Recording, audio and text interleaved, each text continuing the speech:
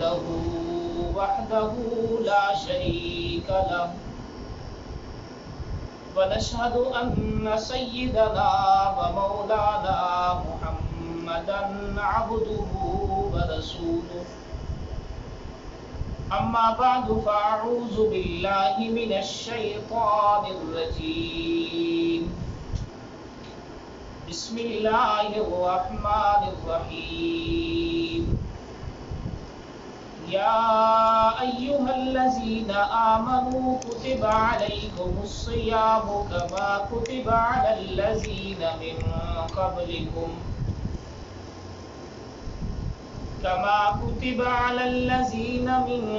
قبلكم لعلكم تتقون أياما معدودات فمن كان منكم مريضا أو على سفر فعدة من أيام أخر وعلى الذين يطيقونه فدية طعام مسكين فمن تطوع خيرا فهو خير له وأن تصوموا خير لكم إن كنتم تعلمون آمنت بالله صدق الله العظيم اللهم صل على محمد وعلى آل محمد كما صليت على إبراهيم وعلى آل إبراهيم إنك حميد مجيد اللهم بارك على محمد وعلى آل محمد كما باركت على إبراهيم وعلى آل إبراهيم إنك حميد مجيد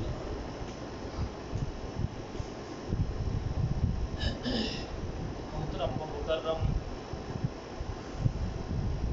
سامعین کرام، یہ دو آیات مبارکہ سورۃ البقرہ کی تلاوت کی ہیں۔ ان آیات میں روزے کی فرضیت کا بیان ہے۔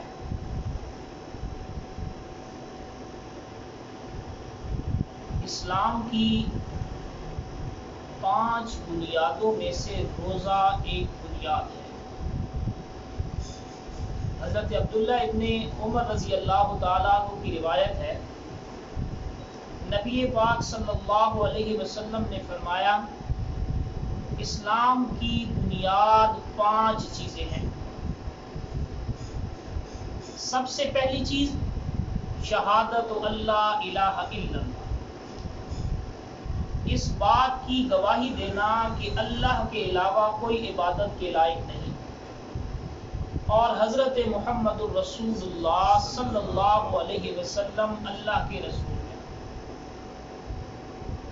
سب سے پہلی بنیاد اسلام کی یہ ہے۔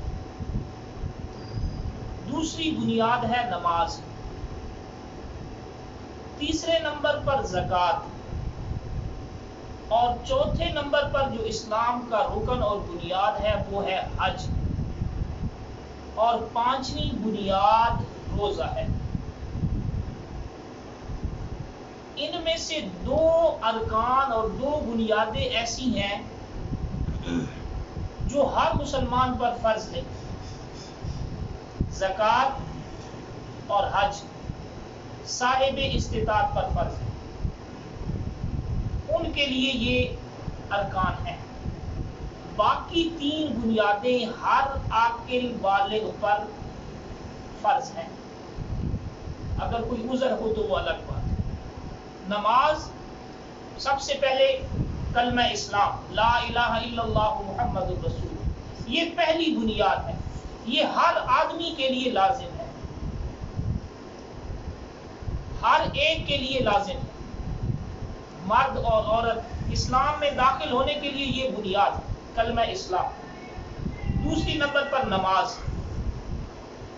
یہ بھی ہر آدمی، چاہے امیر ہے چاہے غریب ہے، چاہے بیمار ہے، چل سکتا ہے نہیں چل سکتا، اس پر نماز فرض ہے. ہاں کچھ عذر ہیں جس میں نماز جو ہے وہ معاف.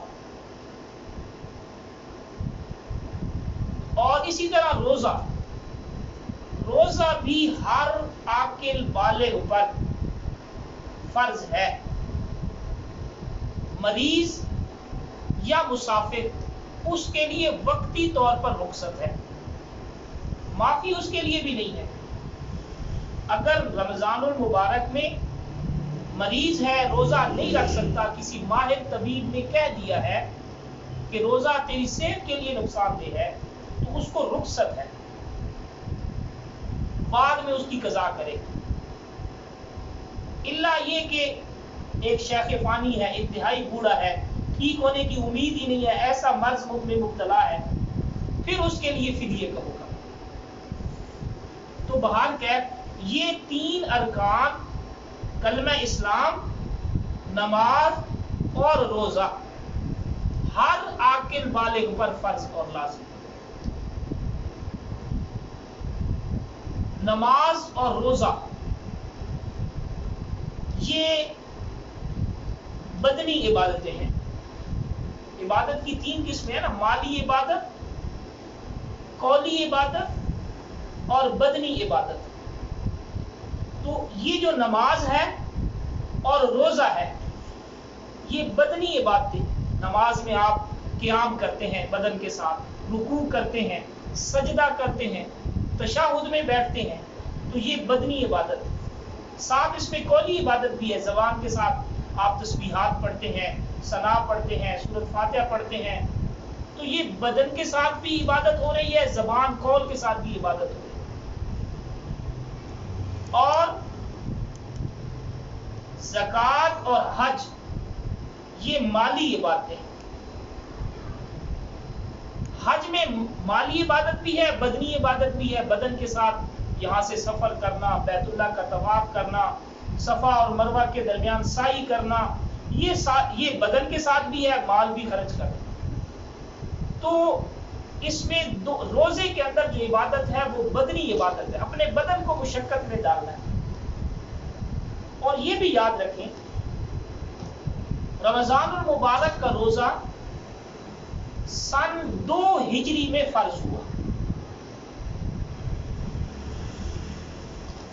نماز جو تھی یہ نبوت کے 5ویں سال مکہ شریف میں ہی فرض ہو گئی تھی. لیکن رمضان المبارک کے یہ جو 30 روزے فرض ہوئے، یہ جب آپ مدینہ شریف میں ہجرت کر کے تشریف لائے اس وقت یہ فرض ہوئے. اس سے پہلے نبی پاک صلی اللہ علیہ وسلم ایام 20 کے روزے رکھتے تھے اور عاشورہ کا روزہ رکھا کرتے تھے. 10 محرم الحرام کا روزہ اور ایام 20، چاند کی 13ویں، 14ویں اور 15ویں تاریخ، یہ 3 تاریخیں ان کو ایام 20 سفیدی کے دن، یعنی ان دنوں میں، ان 3 تاریخوں میں چاند پورا ہوتا ہے اور رات سفید ہوتی ہے، اس لیے ان کو ایام 20 کہا جاتا ہے. تو نبی علیہ الصلوۃ والسلام ان 3 تاریخوں میں روزہ رکھا کرتے تھے. پہلے یہی حکم تھا. پھر اس کے بعد جب رمضان المبارک کا روزہ فرض ہوا تو ان روزوں کی فرضیت ختم ہو گئی تھی، لیکن استحباب اب بھی باقی ہے، مستحب عمل. کوئی آدمی اللہ توفیق دے ہر مہینے کی یہ 3 روزے رکھے، یہ سنت عمل ہے. اسی طرح عاشورہ کا روزہ، 10 محرم الحرام کا روزہ، یہ بھی سنت عمل ہے. لیکن 10 محرم کے ساتھ ایک روزہ اور ملا لیں. 10 محرم الحرام یہ شروع دن سے بڑی اہمیت کا دن ہے. اسی دن حضرت آدم علیہ السلام دنیا میں تشریف لائے تھے. حضرت آدم علیہ السلام کی توبہ مفسرین لکھتے ہیں اسی دن قبول ہوئی. حضرت نوح علیہ السلام کو جو نجات ملی اور ان کی قوم غرق ہوئی وہ بھی یہی دن تھا. حضرت موسیٰ علیہ السلام کو اللہ نے بنی اسرائیل سمیت سمندر سے پار لگا دیا، فرعون اور اس کے متبعین کو غرق کر دیا، وہ دن بھی 10 محرم الحرام تھا۔ تو اس کی اہمیت، جب نبی علیہ الصلوۃ والسلام مدینہ شریف میں تشریف لائے تو نبی علیہ السلام نے یہودیوں سے پوچھا کہ تم 10 محرم کا روزہ کیوں رکھتے ہو؟ یہودی بھی رکھتے تھے اس کا روزہ۔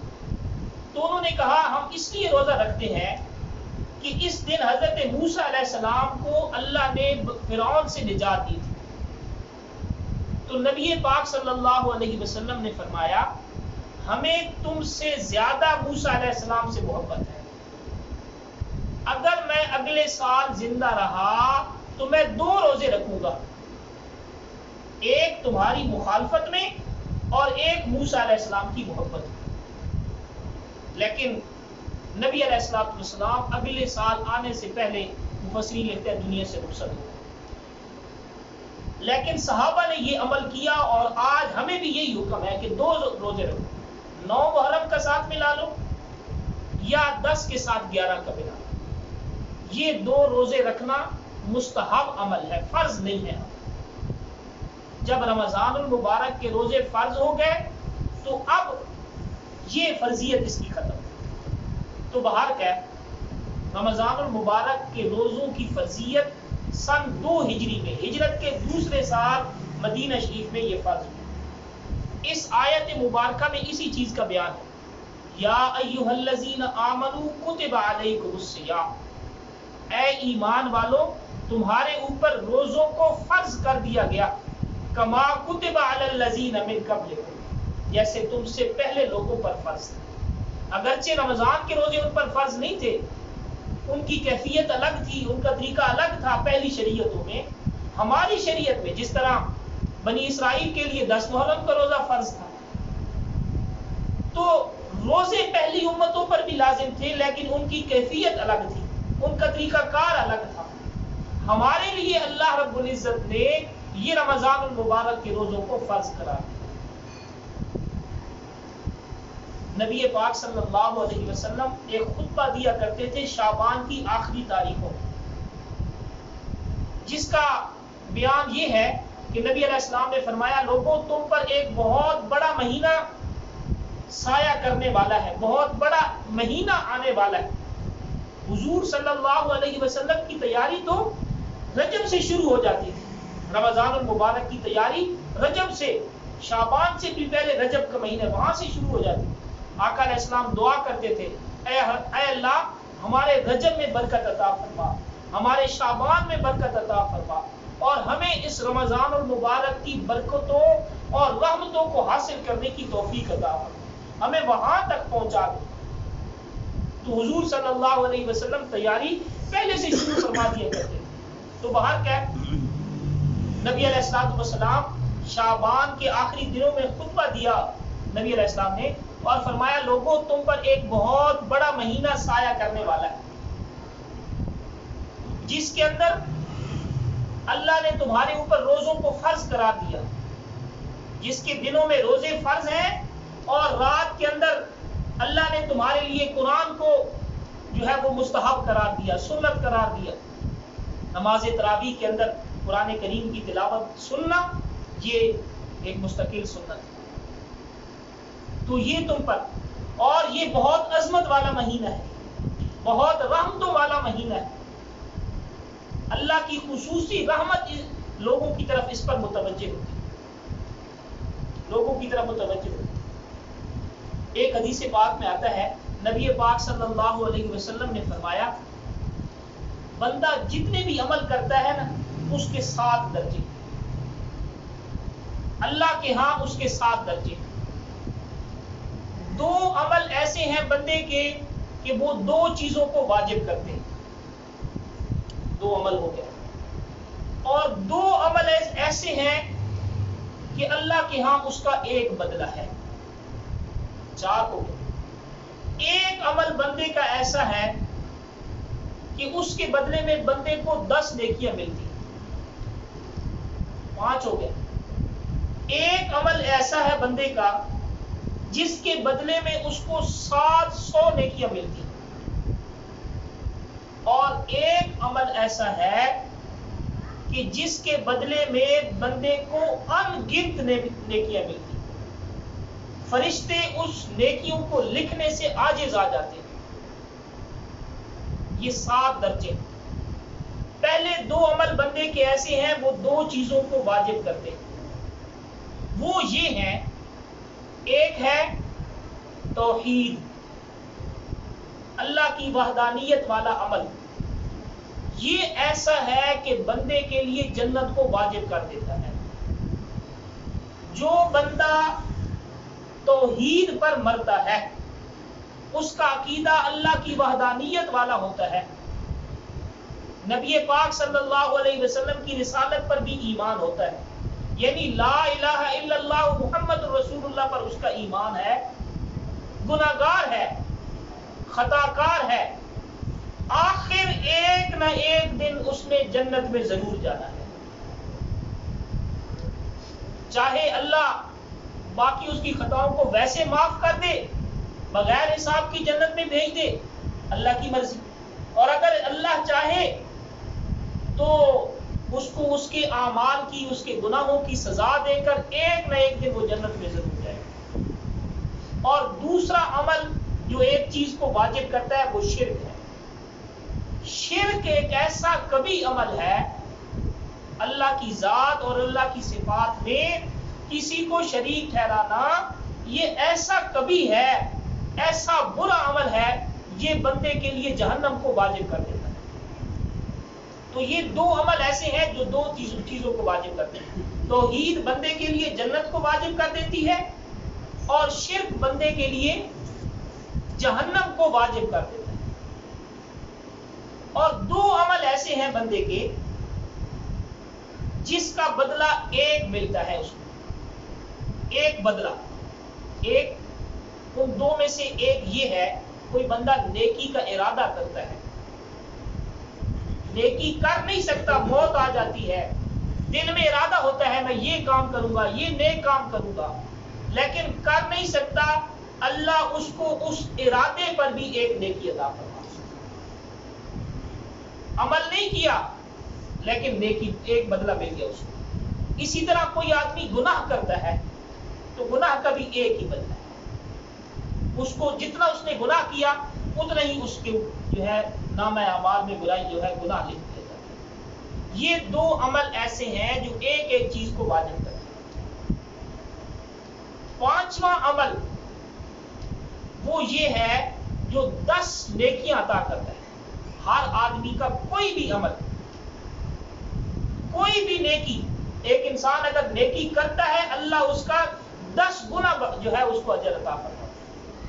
کوئی بھی بندہ نیکی کرے، اللہ ایک نیکی پر 10 نیکی عطا فرماتا ہے۔ من جاء بالحسنۃ فلہ عشر امثالها، جو آدمی ایک نیکی لے کر آئے گا اللہ اس کو اس کے بدلے میں 10 نیکی عطا کرے۔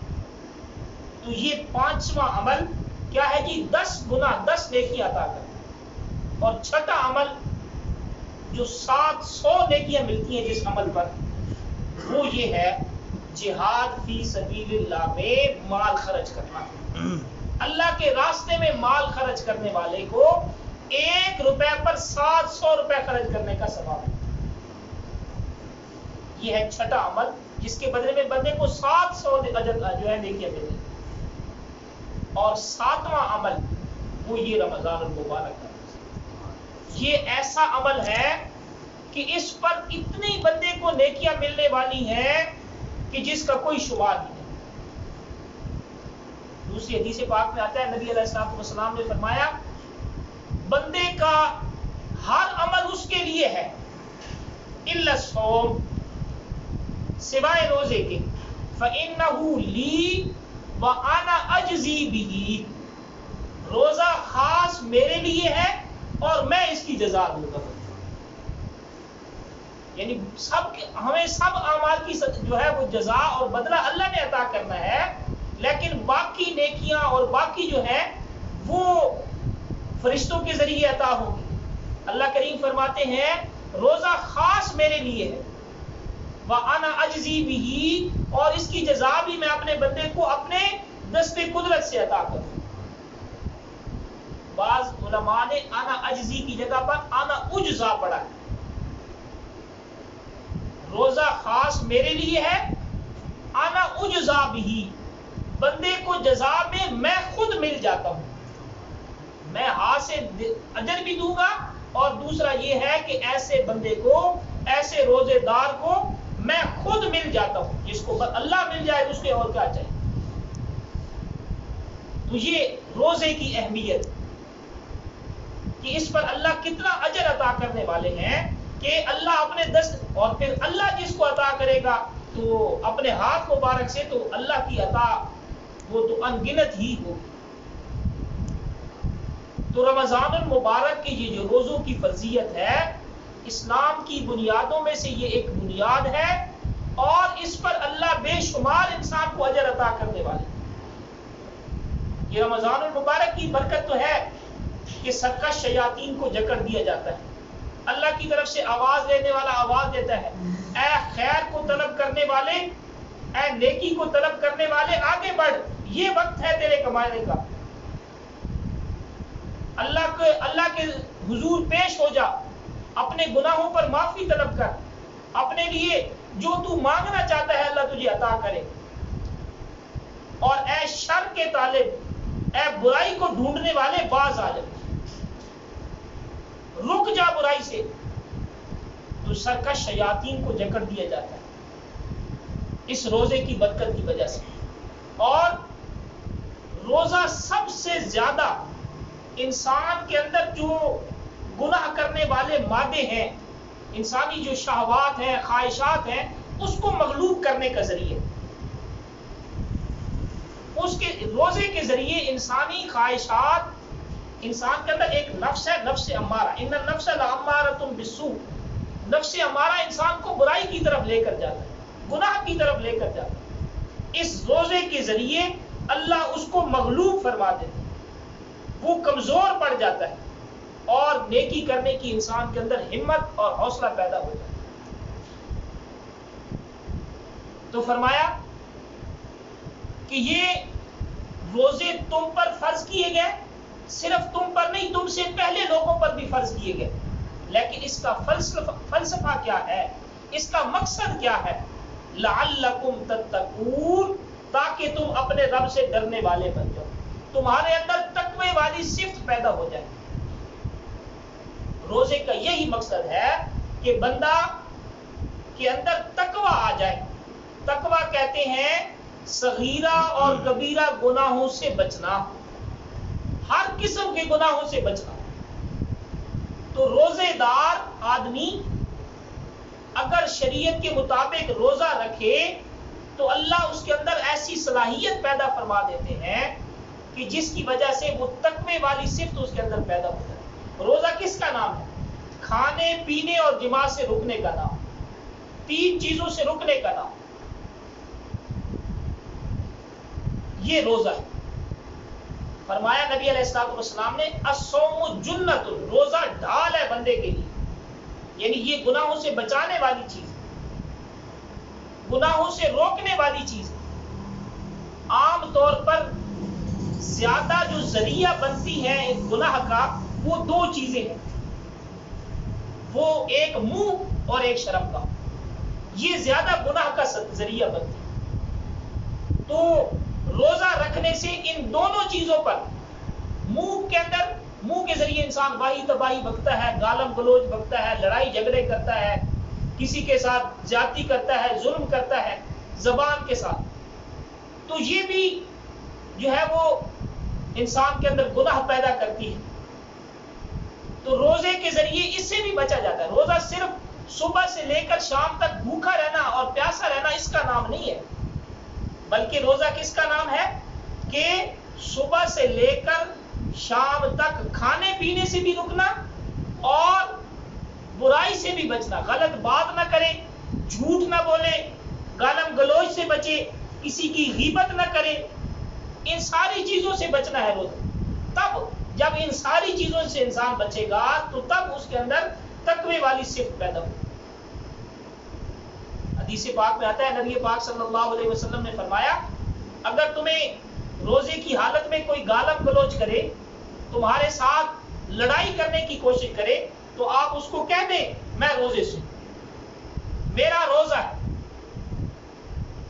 بس آگے اس کا جواب، گالی کا جواب گالی سے مت دو، کسی کے ساتھ غیبت کسی کی مت کرو۔ تو لعلکم تتقون، روزے کا مقصد کیا ہے؟ تقوی والی صفت کا پیدا ہو جانا۔ تقوی والی صفت یعنی انسان ہر گناہ سے بچنے والا بن جائے، کبیرہ گناہوں سے بچے اور صغیرہ چھوٹے گناہوں سے بھی بچے۔ ایام معدودات، گنتی کے یہ چند دن، روزے گنتی کے چند دن ہیں، تمہیں اگر ان کے مطابق ان چند دنوں کی پابندی کریں گے تو اللہ باقی جو 11 مہینے ہیں وہ بھی اپنی رحمت سے تمہیں اپنا فرمانبردار بنا دیں۔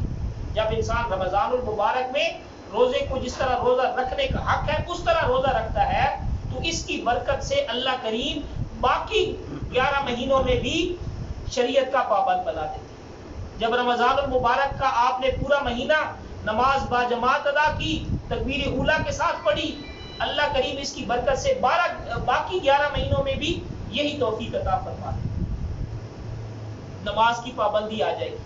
جب اس مہینے میں آپ جھوٹ بولنے سے بچیں گے، اللہ کریم آپ کے اندر یہ عادت ڈال دیں گے، آئندہ بھی جھوٹ سے آپ بچ جائیں گے۔ غیبت کرنے سے بچیں گے، گالم گلوچ سے بچیں گے تو اس رمضان کی برکت سے باقی 11 مہینوں میں بھی اللہ کریم آپ کو ان گناہوں سے محفوظ رکھے۔ تو فرمایا یہ گنتی کے چند دن ہیں۔ رخصت ہے فمن کان منکم مریضا، پس جو تم میں سے کوئی مریض ہو، او علی سفر، یا مسافر ہو، فعدۃ من ایام اخر، اس کے لیے یہ ہے کہ وہ شمار کرے دوسرے دنوں، معافی اس کے لیے نہیں۔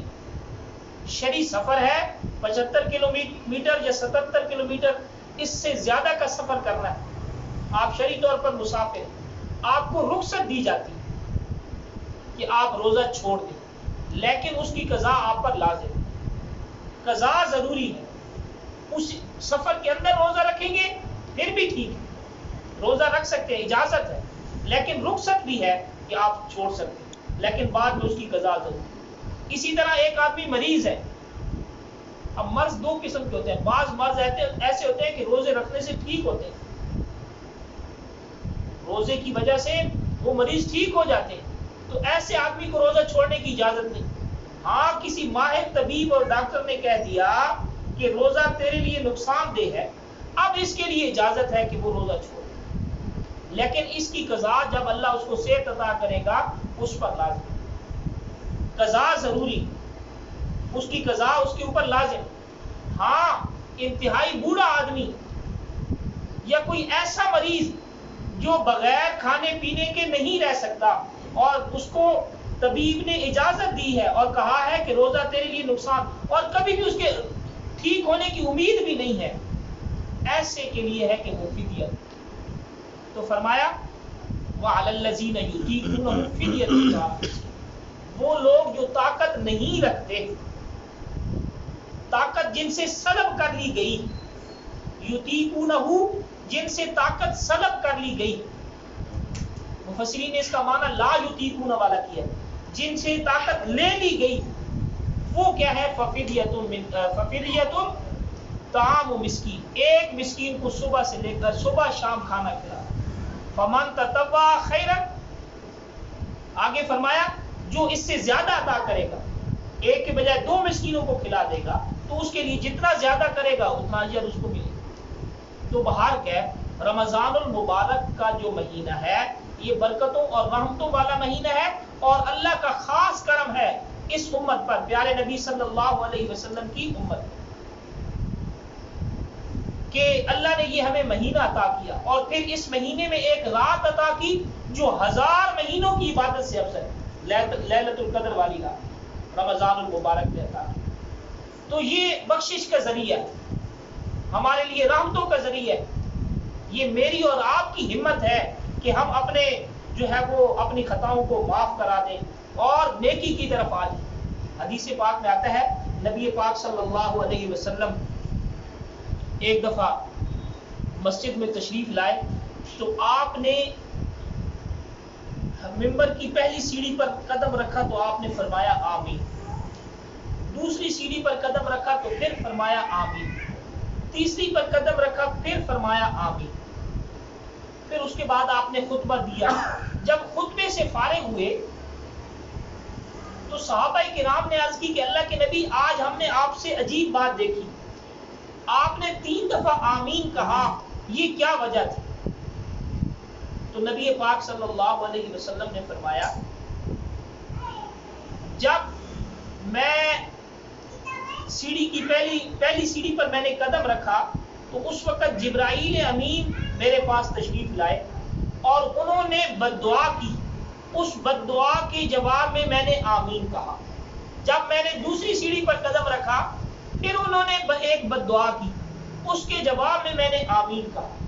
جب تیسری سیڑھی پر قدم رکھا پھر انہوں نے ایک بد دعا کی، اس کے جواب میں نے آمین کہا۔ اور وہ بد دعائیں کیا ہیں؟ بد دعا کرنے والا کون ہے؟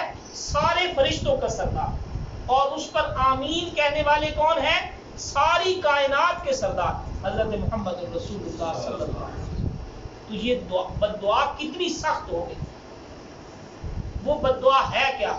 نبی پاک صلی اللہ علیہ وسلم نے فرمایا جب میں نے پہلی سیڑھی پر قدم رکھا تو جبرائیل امین نے یہ بد دعا کی کہ جس آدمی کے سامنے آپ کا نام لیا جائے اور وہ درود نہ پڑے وہ آدمی تباہ ہو جائے، ہلاک ہو جائے۔ میں نے اس پر کہا آمین۔ نبی پاک صلی اللہ علیہ وسلم کا جب بھی نام لیا جائے مجلس میں ایک دفعہ درود پاک پڑھنا واجب ہے، بار بار پڑھنا سنت عمل ہے۔ ہر دفعہ صلی اللہ علیہ وسلم کتنا ٹائم لگتا ہے، تو درود پاک پڑھنا جو ہے وہ لازم ہے۔ تو جبرائیل امین نے بد دعا کی، نبی علیہ السلام نے اس پر آمین کہا۔ درود پاک ایک ایسی دعا ہے جو یقیناً قبول ہوتی ہے، اس لیے جب بھی آپ اپنے لیے دعا مانگیں اول اور آخر درود پاک جو ہے وہ پڑھا ہے، کیونکہ یہ ایسی دعا ہے۔ درود کیا ہے؟ دعا ہے۔ ہم اپنے نبی کے لیے دعا کرتے ہیں، اللہ نے ہمیں حکم دیا اے ایمان والو اپنے نبی کے لیے دعا کیا کریں، تو یہ دعا ہے۔ اللہ اس پر 10 خطائیں معاف کرتے ہیں، 10 نیکیاں لکھتے ہیں اور 10 درجے بندے کے بلند ہوتے ہیں۔ تو نبی علیہ الصلوۃ والسلام نے فرمایا وہ آدمی جو میرا نام لیا جائے اور اس درود نہ پڑے وہ آدمی تباہ ہو جائے، حضور نے اس پر آمین۔ پھر جب جبرائیل میں نے دوسری سیڑھی پر قدم رکھا تو جبرائیل امین نے یہ بد دعا کی کہ وہ آدمی بھی تباہ ہو جائے جس نے اپنی زندگی میں اپنے بوڑھے والدین کو پایا، دونوں کو پایا یا دونوں میں سے ایک کو پایا، اور ان کی خدمت کر کے اپنے گناہ بخشوا نہ سکا، وہ آدمی بھی تباہ ہو جائے۔ اپنے والدین کو اپنی زندگی میں بڑھاپے کی حالت میں پایا اور ان کی خدمت نہ کر سکا، ان کو ناراض کیا، تو ایسا آدمی بھی ہلاک ہو جائے۔ نبی علیہ السلام نے اس بد دعا پر بھی آمین کہا۔ والدین کی قدر کریں۔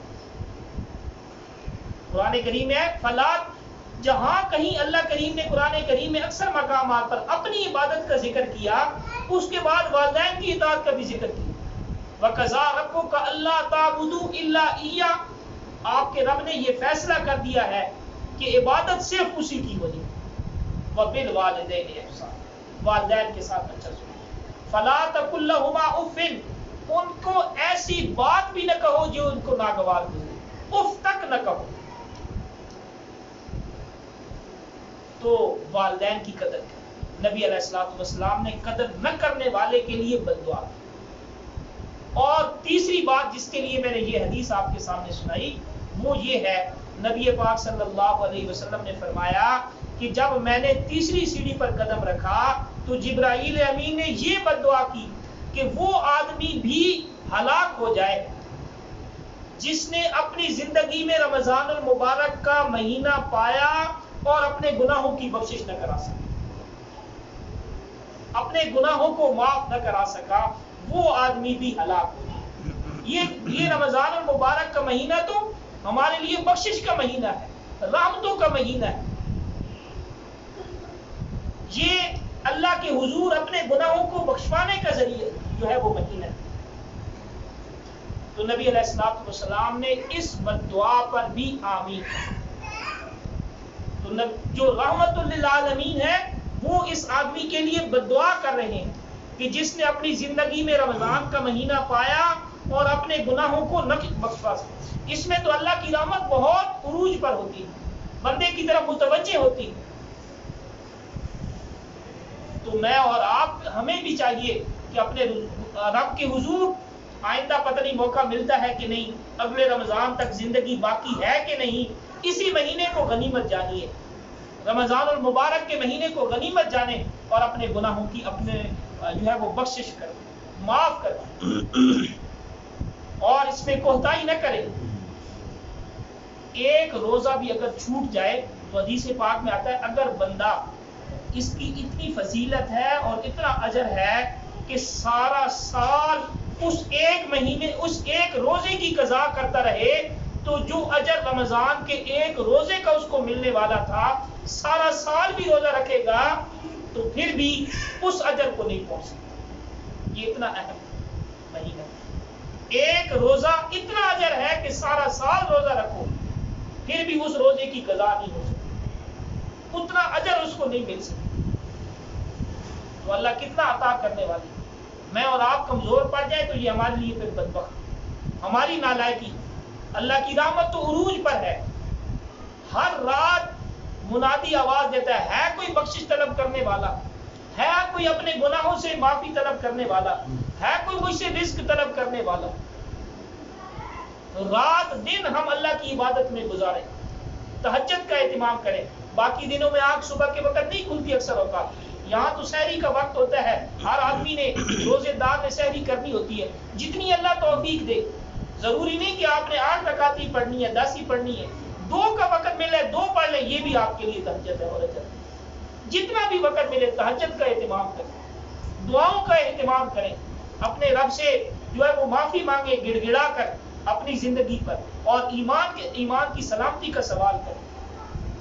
یہ بخشش کا مہینہ، یہ رحمتوں کا مہینہ، تو یہ ہمارے لیے رحمتی بن کر آیا ہے، ہمارے لیے برکت بن کر آیا ہے۔ ہمیں چاہیے کہ اس کی قدر کریں۔ روزہ جس طرح روزہ رکھنے کا حق ہے اس طریقے سے روزہ رکھیں تاکہ ہمارے اندر صفت تقوی والی صفت پیدا ہو جائے۔ لعلکم تتقون، یہی مقصد ہے روزے کا کہ ہم متقی بن جائیں، اپنے رب سے ڈرنے والے بن جائیں۔ تقوی کیا ہے؟